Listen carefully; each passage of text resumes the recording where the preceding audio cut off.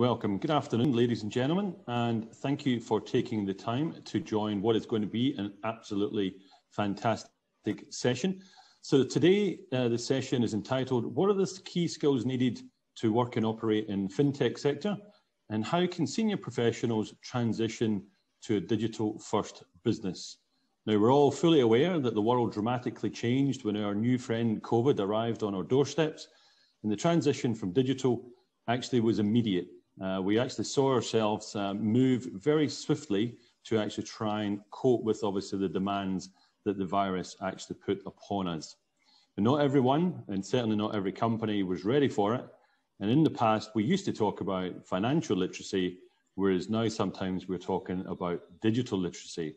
So how are we actually taking everybody on the journey? So what are the skills needed to work in the FinTech sector? How do we acquire them? And are companies doing enough to embed FinTech across their whole business? Shortly, we'll hear from our expert panelists and how they and their companies have made the transition and what impact it's had on both their internal and their external customers. This panel discussion was brought to you today by AWS. So panelists, welcome. Thank you for taking the time to be part of this session. I'm really looking forward to it. I hope you are too. So just for everybody on the call, a little bit of housekeeping. We'll hear from the panelists just shortly. They'll introduce themselves, and then we'll move into a Q&A session. So please feel free to post your questions, and we will endeavour to get through them as many as we can. So I'm James Brown. I'm the General Manager for FinTech New Zealand, and I'll be moderating this session today. So Khalidis, if I may start with you, if you can please just introduce yourself to our wonderful audience, and just a little bit of background of your role and the types of work that you do. Thank you. Hi, everyone.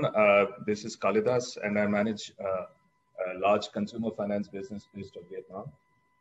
We have started about 10 years back. We started as a traditional consumer finance organization, and now we are going through, we are in the middle of a digital transformation process that we started about 3 years back. It'll be wonderful to talk on the topic of FinTech and the skills required for it. Fantastic, thank you. And Nelson, if I may come to you next. Sure. So I'm Nelson Chan. I lead the financial services vertical for Amazon Web Services across Hong Kong and Taiwan. So AWS provides cloud computing services to financial institutions from the largest ones to the smallest FinTech startups. But I joined AWS because I have a background in digital transformation from banking and strategy consulting. And so looking forward to sharing some of our customer experiences and how they've gone through that digital transformation, and particularly the skills that they've found most valuable and how they've developed those skills in-house as well as relied on external partners as well. So thanks, James. Thank you. And that's a key critical thing, isn't it? That relying on both internal as well as external third parties to actually help develop and embed those skills. So looking forward to that. And Rico, if I may come to you. Yep, I'm RegTech. I'm the FinTech cluster lead and from Support. And we are the largest digital technologies hub in Hong Kong. We have over 400 FinTech companies in our platform. And I have over 20 experience in the exchange business, market data, and also financial trading technologies. And before I joined Support, I used my own knowledge and experience to form my own blockchain company in year 2017. And I was able to raise seed round and also PA round money. So I hope we can share with you more about what Support are doing in terms of helping the traditional and also the new virtual banks in the space of the FinTech. Thanks, James.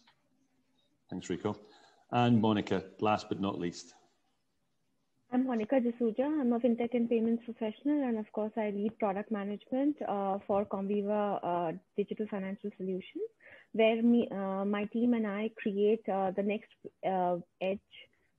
next wave of digital financial solutions for cutting edge technologies. And we not only aim to provide financial delight to every consumer all across the world, but also help them get into digital. And this has primarily been the cause of both the company as well as, of course, all of us who are working on it. Previously, I've had experience with consumer internet product management and financial services, That's how I got into fintech. And then later I also worked with a network scheme, which exposed me to the wonderful world of cards, real-time payments, and everything associated with banking. Wonderful to be here. Fantastic, and thank you for taking the time. So I'd like to kick off. You know, we talk about fintech, and there'll be people on this in this session from all over the world. And some jurisdictions, some countries obviously have embedded and embraced fintech, possibly quicker than others. And certainly in Asia, from my point of view, it's been part of the fabric for many, many years, which is great to see. Dare I say it, in New Zealand, we're probably just a couple of steps behind you, but we're catching up very quickly. Certainly when I spend time with people like yourself of actually learning and listening. So Nelson, if I can sort of come to you just to sort of start us off.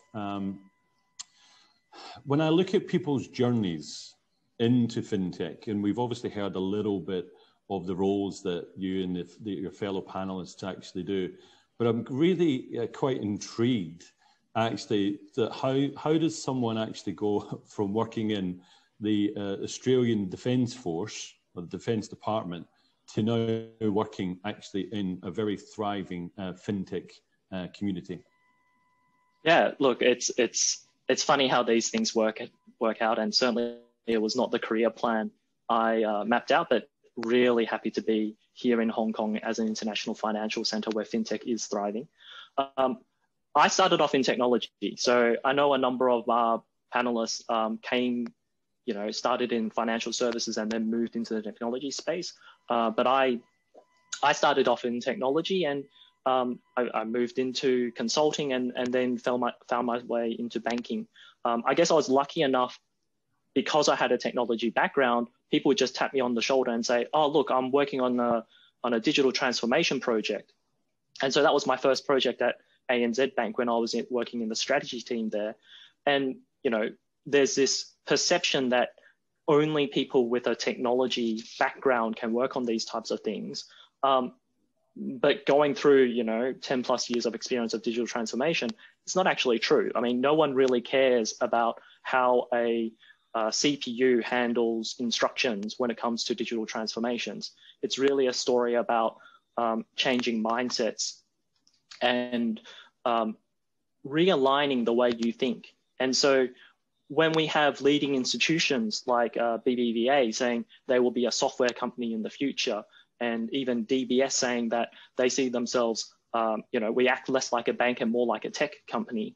I guess my own story kind of mirrors the global industry, where we're seeing the business world and the technology world kind of come together. So it's no longer just if you start in tech, you stay in tech, and it's a back office function. Tech is actually becoming embedded and internalized as part of the business function. And so whether it's the Department of Defense, government, financial services, retail, we have many, many examples of how these two worlds are coming together. And I guess my own career mirrors that. And I got some lucky breaks in terms of being able to work on digital banking transformations, across the region. I like that word that you said, mindset. And I think that's absolutely it. It's if we consider, I'm banking, I'm nearly 2 decades in banking, and a lot of the big banks talk about their legacy systems holding them back. But I think what we're now seeing is actually more partnerships, more co-design, more collaboration, which is actually sort of addressing that. Now, Rico, I think you also had a little story to tell about obviously sort of your journey as well, and some of that concept around embedding that, IT might have been a department, whereas now we're actually talking about technology across the whole entire business. I think if you look at myself, right, I start my career right with the Hong Kong Exchange on the property finance side, and I would say right, I'm not a technical guy, and I think in the last 20 years time, right, we have seen a lot of changes. I think in the past, right, what you mentioned was right. The IT team is more right, just right, providing a solution internally or working with a third party externally, right, to provide solutions right, to the business users. But these days, right, if you look at the emergence of the virtual banks, the virtual insurers, they are taking a very new approach, and they don't have the traditional right distribution workforce. So they have to find their way out. So the technology guys right, step up and then work with the business users together, and then to develop a new business model based on new technologies. This is what we have seen and having a big impact. And to give example, and a virtual bank in Hong Kong called Zbank, and they were able to acquire 300,000 users in less than 1 year's time without any, I would say, sales channel. They don't have a branch office, so people were very skeptical. So that's, you can say, that can prove that IT people can really step up to transform themselves and use experience. The other very good experience will be the space of the RegTech. We all know that RegTech is all about compliance, and you must come from the, I would say, the other side, the business side. Either you are from the risk management or from the compliance, and because it is more what we call the rule-based. So we have seen a lot of RegTech companies their founders are non-technical. So there are a lot of new opportunities for the traditional and also experienced I would say senior leaders. They come out and then they build their own startup, and then they try to make an impact to the industry. Thank you. Monica, from your point of view, how with working with your teams across the different parts of the business, how have they found the adoption of, and then the embedding of new technology within the business? I mean, has it been an easy journey? Has it been a welcome journey? Was there any resistance? And if there was, then just curious really to how you managed to overcome that. This is a great question, James. I think whenever we talk about technology and whenever we specifically talk about financial technology, I think it keeps changing. And the fact of the matter is that while financial solutions have existed for the last many, many years, the associated infrastructure and therefore the architecture of what you're building out continues to change. So at one point in time, if on-prem deployment was the only way to go, and there was actually customized deployable solutions that were deployed by engineers working with customers on the ground, now it's all moved to the cloud. So if you ask me, this particular transformation is, of course, going to be gain momentum after COVID-19. But what has happened before that is that we had become very boxed in a situation whereby what we knew and therefore what we learned about technology and trends was what we had restricted ourselves to. Now there is an emerging need to be able to always upskill yourself with the emerging technology and its application. Whether you apply it or not is really a question and therefore a function of which area of financial technology you work in. But I think the overall premise has moved on from I know this, therefore I will work in this, to I want to know this and I may or may not want to work in it, but it may be something that may be relevant in the future. So the paradigm shift has been so phenomenal that people have gone to actually asking to not want to study and looking at upskilling, as well as, of course, the investment in their own self-development as an extra activity to actually actively now trying to upskill themselves, learning through online courses. And I have to highlight the fact that because of the availability of such a large amount of knowledge and information on the internet, now there is really no need for us to carve out time. Your time on even during business hours, if spent for these activities, is still considered part of your business. And more managers and leaders are recognizing that need by making sure that companies, leaders, managers, and team members are able to upskill themselves and move to this new era. I think that's a great point, isn't it? That previously organizations may have set aside a budget for, let's training or bringing in an external speaker to try and motivate or inspire. Whereas I think you're absolutely right, Monica. Now there's an abundance of things out there that can actually really help shape people's thinking and upskill them to a point where obviously they can decide to move around the ecosystem if they choose to, but equally actually they can then impart that knowledge to others actually maybe in other parts of the organization. So Kalidas, if I can come to you then, when we think about talent and we think about the actual skills that we're looking for when we're sitting down with someone in an interview, formal or informal process, What sort of things are you looking for that will actually sort of excite you about that person joining your business?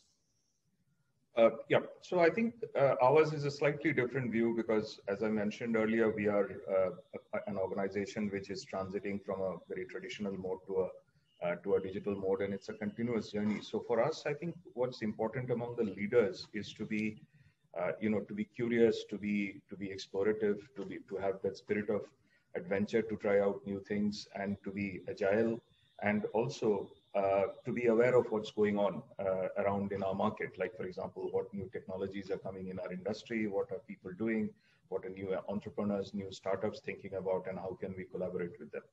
While at the operating level, right down to the IT team and the technology team, which is usually responsible for managing the projects along with the project managers, they obviously need to be skilled in some of the new technologies which are coming up. So, for example, some of our marketing team members are expert in having done mobile ads and mobile advertising, very widely, because that's what they are required to bring to the table when they are actually doing their job right now. I mean, we have nearly 90% penetration of mobile application in our customer database now. So our whole customer correspondence, customer communication process, interaction process is shifting to more on a chat mode through a mobile app and through the app itself in terms of distributing information back to the customer.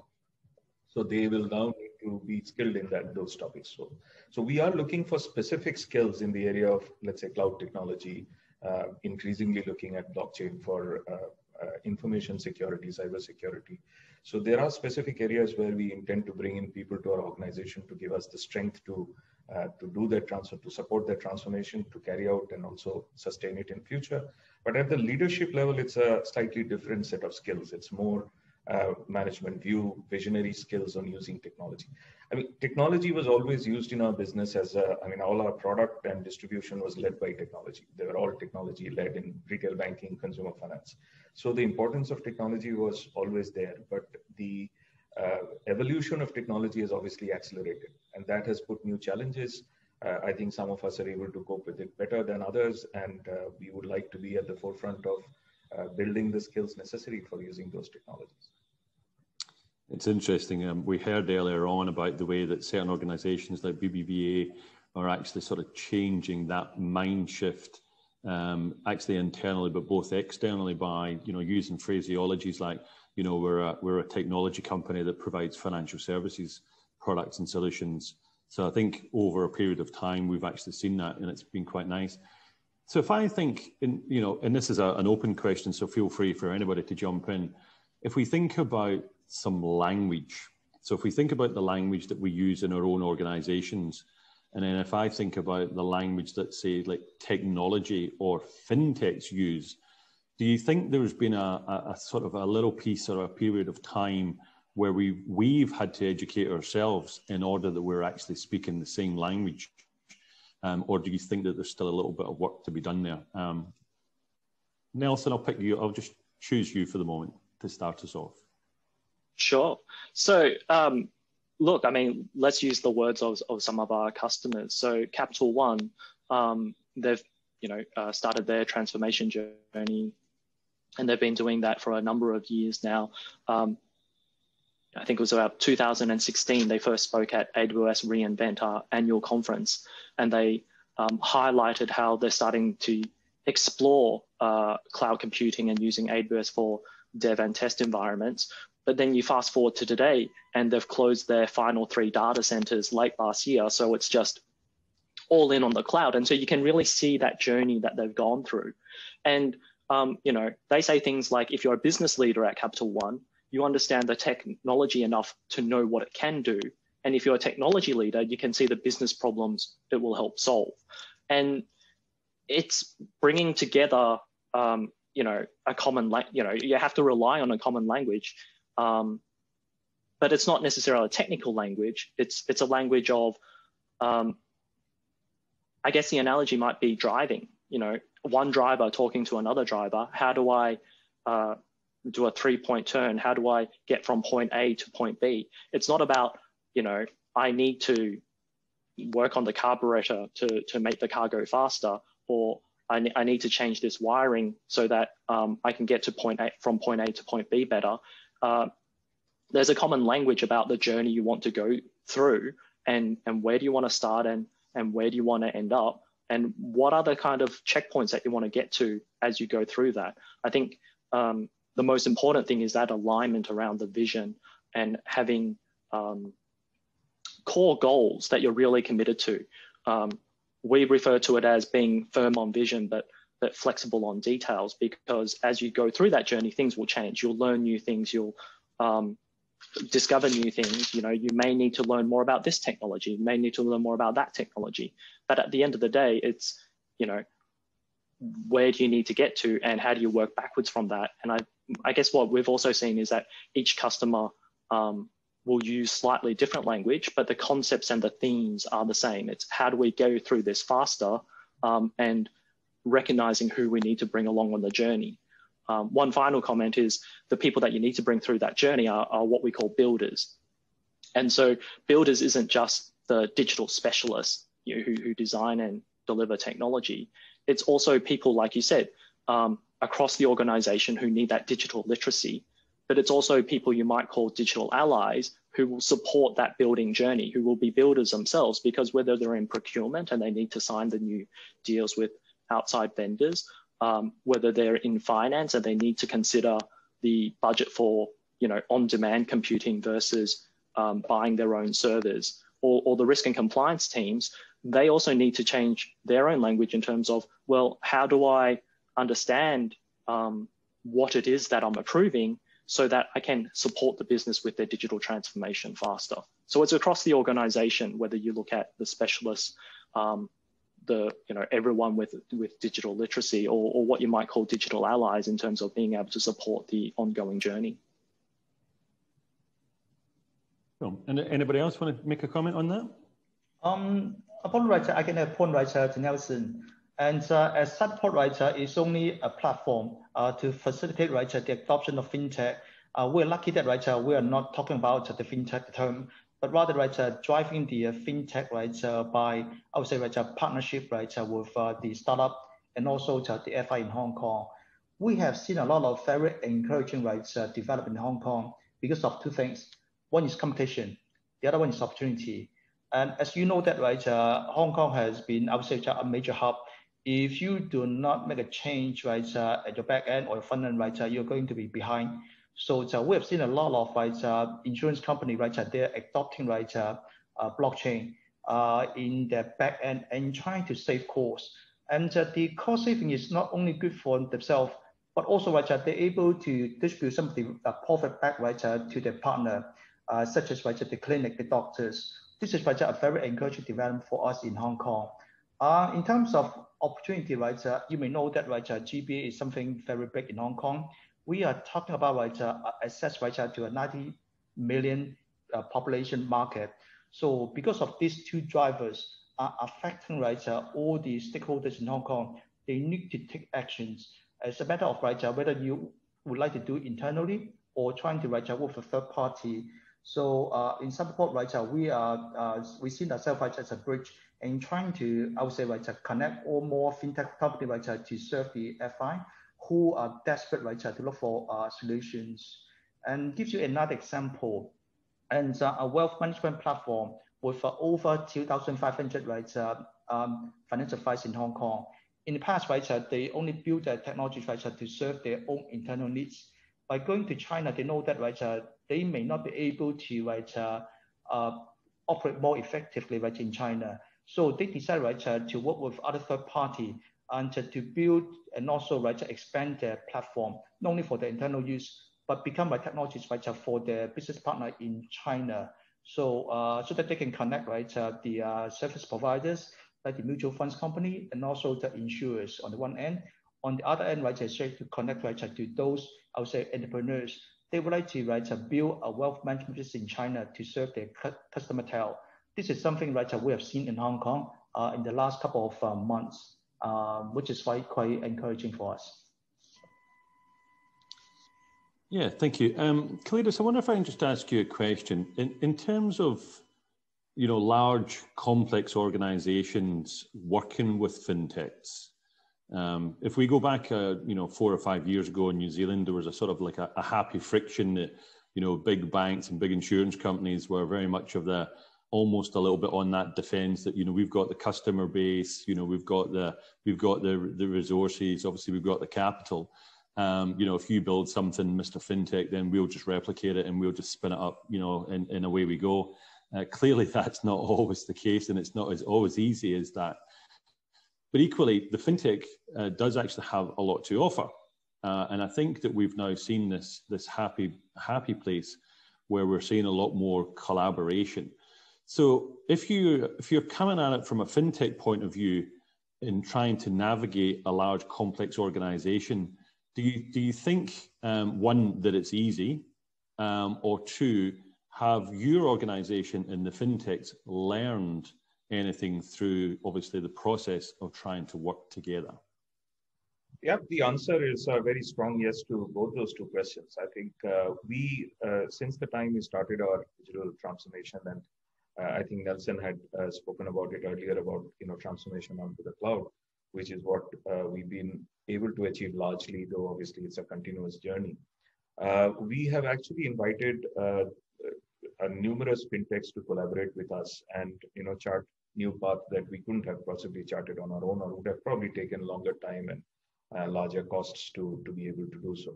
So we did almost 60 or 70 POCs, if you consider from ground up, and nearly half of them are actually on production on our system, on our platform right now.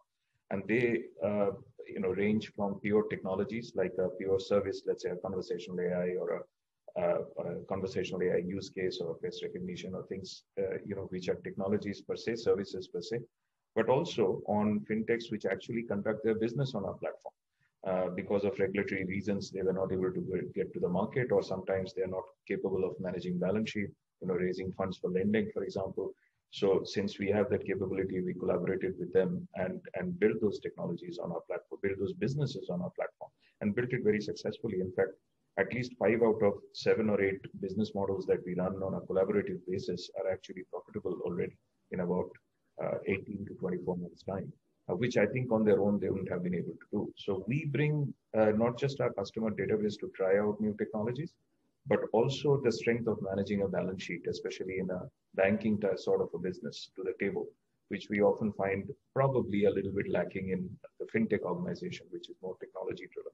On the other hand, our knowledge, our approach to customer experience is very different from that of a FinTech. And we find sometimes, most times, that is extremely refreshing and very acceptable, attractive to our customers. So when we bring those two together, in an ideal scenario, it can be sheer magic. And we've not obviously been successful in all the efforts. Like we tried a few aggregator style collaborative business, but because the aggregator industry itself is undergoing some pressure, we have seen those efforts not being successful.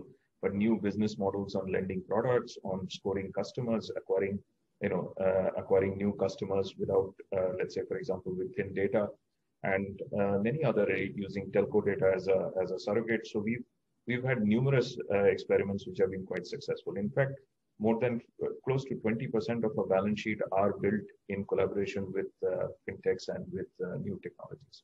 So yes, it is not always easy to chart out a path, but if there is commitment, if there is prior experience and willingness on part of the larger organization, and if there is pragmatism on the part of the FinTech, instead of going alone or collaborating with a larger organization, it can really work out. And I think it's also being clear, the founder or the sort of the entrepreneur might have built something, but actually, are they solving a problem?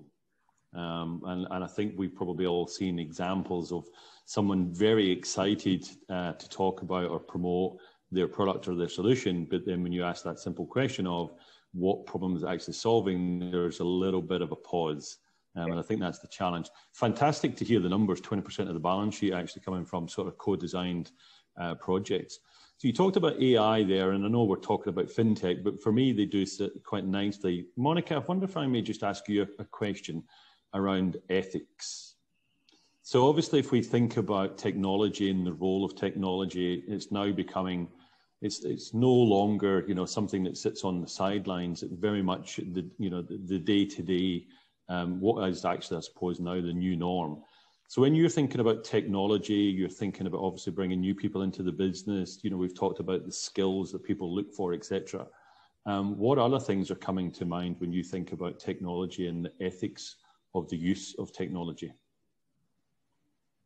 So this is a very insightful question, James. I've been thinking about it for quite a while, because when we design products, given that we're also trying to improve our engagement metrics, we're trying to keep customers and consumers hooked on, but at the same time, we're trying to increase and the kind of metrics that now product managers are supposed to gauge the success of a product of are also changing based on how long you can actually keep consumers engaged. Whether it is gamification, whether it is loyalty, or whether it is even financial services experience, it's all about metrics and success rates. So the question really becomes, and in financial services, you have to make sure that there is, of course, business to be had. Otherwise, there's no use of actually running a financial service product. Now, from the ethics point of view, I think there's an extremely interesting insight that I recently learned by reading Nir Ayal, who had mentioned about habit-forming products. And habit-forming products means that we want to keep consumers and anybody else who is onto our system kind of engaged to the point that there is a continuous reward and feedback loop that is tapped into. But at the same time, there is an ethical policy involved in terms of what do you want the consumer to financially do with this kind of behavior that you are initially triggering and then inculcating as a habit. So one thing that comes to my mind is that when we are trying to do something which makes it so simple that consumers actually forget that they are at risk, a simple thing like just inserting a small information message, or even an accept or a decline associated with a transaction that is supposed to happen, which seems out of the ordinary. Again, it's about learning about what the consumers typically tend to do, what seems to be their pattern, and being able to intelligently poke, trigger, as well as probably create a little bit of anxiety before a financial decision is made. It should be all part of our ethical, moral compass when we design products, because eventually, while we're trying to drive business, a consumer who loses trust in the ecosystem once will probably never return to digital, which is very different from the real world, where if you lose cash, you don't feel that hit as much as you would in financial services. So that being one. And the second is, of course, associated with the data privacy and cybersecurity. While we haven't spoken about it here, I think the underlying principles of what the consumer doesn't see is almost as important about 7 feet deep as it is that 1 feet on top of the ground that consumers are able to see. Now, when consumers entrust trust into a digital system, we have to make sure that whatever it takes, no matter whether it requires reprioritization of our backlogs or whether it requires us to make trade-offs with extremely critical consumer-facing and business-facing problems, we have to be able to prioritize this ahead of everything else, because ultimately, again, when systems are hacked, you become the honeypot of actually releasing customer data, which can cause more harm than good. So these 2 points definitely come to mind. And last but not the least, whenever as product managers, as business professionals, we think about financial products, yes, we must think about our own bottom lines, but we must also think for the audience and the consumers who are using these products. It's important to think for them, think like them, and then think about our businesses, because a business that is going to be long-term is going to think about actually empowering them to continue to use us instead of just thinking short-term of making profits. Yeah, and I mean, obviously the overarching theme of this panel is skills in fintech, but the reality is as well that your everyday consumer is also upskilling themselves, because there is now an abundance of information out there, and they're asking, I think, more edgy questions of the people that actually provide them with financial services products, and I think that will continue. I mean, if we talk about open banking, or what was then talked about open data, now talked about open finance, then if we think about sort of the both ends of the spectrum, the younger generations coming through and spending a lot of time on their smart devices, being able to make transactions almost instantaneous and things of that nature, they may ask very different questions to someone who's at the other end of the spectrum. But I think to your point, it's around the product. And we're hearing quite a bit now around the sustainability and the suitability of products on one's life cycle. So, you know, maybe in your early 20s, you took out an insurance policy, and then all of a sudden at 65, you've still got the same policy. Is it relevant? You know, does it cover you for what may or eventuate throughout the course of your lifetime? And the reality is it probably doesn't. So I think you're absolutely right that we've got to start looking at products and solutions that are actually right for that right customer at that time. And then how do we actually continue to work with them to provide obviously a great customer experience, back to Khalida's point earlier on. And I think that's where working with FinTechs has really sort of changed the dynamics of things. Rico, if I may just come to you for a moment. I mean, you know, Cyberport do a lot of work in this particular area, and you've got a lot of courses and a lot of training that you have at your disposal.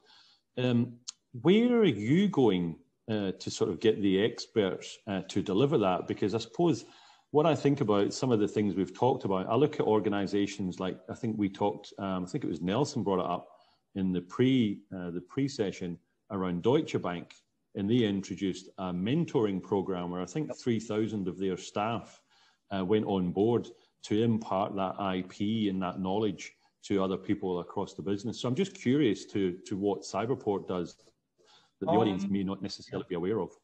Apart from the traditional mentorship training, we are currently talking to our industry association and trying to launch what we call a reverse mentorship. And because we know that the fintech are moving so fast, and every day we have to learn something new. So it may be beneficial for the FI to try to take more advice and listen to the junior staff. They could be from internal or external. So this could be the way to move forward to help to bridge the gap, because all the senior etc. They are maybe too busy with their top line, bottom line, but things are moving so fast.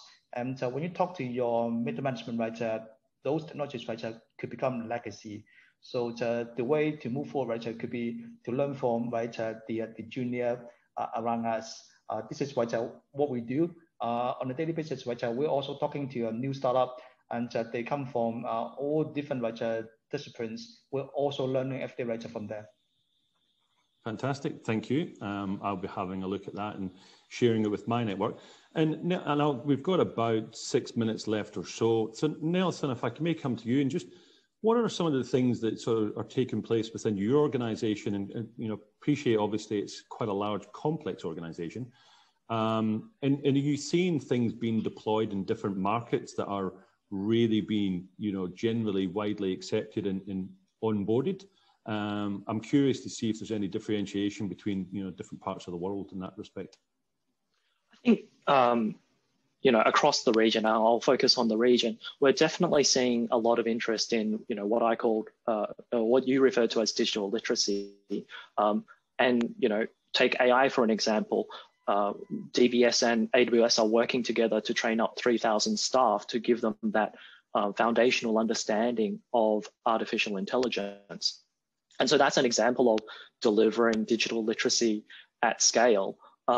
And, you know, if we talk about digital allies, or, you know, I can't mention names, but we're working with a number of different banks to upskill en masse their risk and compliance teams. We have what we call a cloud audit academy, and it's to help people from that technology risk function, from those risk and compliance teams, to understand the difference between operating in a data center to operating in the cloud, and what are those differences. And so that's something that we make freely available. You can actually go online and do the course yourself if you like, and then upgrade to more advanced training. But that's you know, I think it's a common theme across the region. And the other one I'd call out is what we call Skills Guild. So if I dive a little deeper into that, National Australia Bank, they're actually one of the pioneers of this, and they started their Cloud Skills Guild just 3 years ago. You know, they previously had their technology outsourced, and they were bringing back technology in-house. And so with this Skills Guild program, they actually trained over 7,000 staff and supported 1,300 employees to become AWS certified. And so they actually have the second largest AWS certified workforce in Australia, based on the latest numbers I have. And even during COVID, they were able to train over 1,000 people virtually on AWS last year. And so these types of programs, to be honest, like, I'm not seeing them being more popular or less popular in any part of the region. It's across the board, across the region, there isn't enough people with these skill sets, whether it's digital literacy, whether it's in the risk and compliance space with that understanding of technology and how they can, what are the risks and mitigations they need to apply, and even the digital specialists, people who design and deliver, how do they have that understanding to build up services and solutions? Even though cloud is an on-demand service where they're like Lego blocks and you can assemble them yourselves, you do need people who know how to assemble it. And then across the leadership, more than anything else, they need to be sophisticated users of technology. They don't need to build the technology. They just, need to become users of that technology and build up their own sophistication. So I think those are some common themes across the region that I'd call out. But also, be great to hear from Kalidas, Rico, Monica, whether they're seeing the same sort of trends in their parts of the world as well. Yeah, Kalidas, if I can come to you, we've got maybe just a couple of minutes left, so maybe just a couple of quick comments, and then Monica, just from you, if I may. Kalidas, you're on mute. Yep. A couple of quick comments. Yeah, I think that there was a previous question around the culture and language, etc. I think, in our experience, the conversations change very rapidly. So changing them by itself is not something that we need to worry about, but it's more about, changing the culture and the mindset as we started with. And of course, different levels of skills will be required for us in future. And we hope each organization finds their own way in order, to develop it and to sustain their growth in future. Cool, thank you. Monica, just a couple of quick comments. Yes, I think we'll all continue to see the change that has already been triggered with COVID-19, and of course, the ability to be able to work remotely from anywhere. As fintech professionals and anybody who's looking to get into this arena, the basic recommendation would be to continue to upskill and show your interest by actually learning. Learning is not a side hustle anymore. It's very much part of our everything that we do. And last but not the least, please make sure that when you are upskilling yourself, you really look at upcoming trends and not just at what seems to be current, because things are changing very quickly, and what we're seeing 2 years earlier is not what we're seeing today. So it's very important to keep a lookout for what is coming up, and that would be it. That's a great final point. Thank you very much, everybody, for taking the time to join us in this session hosted by AWS. Panelists, Nelson, Kalidas, Monica, Rico, great insights. And I definitely really think that last little bit there, Monica, is key. Keep upskilling, but don't just do the stuff that's current. Keep continuing to push and think about what will come down the line further on in the future. Thank you, everybody. Enjoy the rest of your day, your evening, and we'll see you next time. Bye for now. Bye. Thank you. Thank you.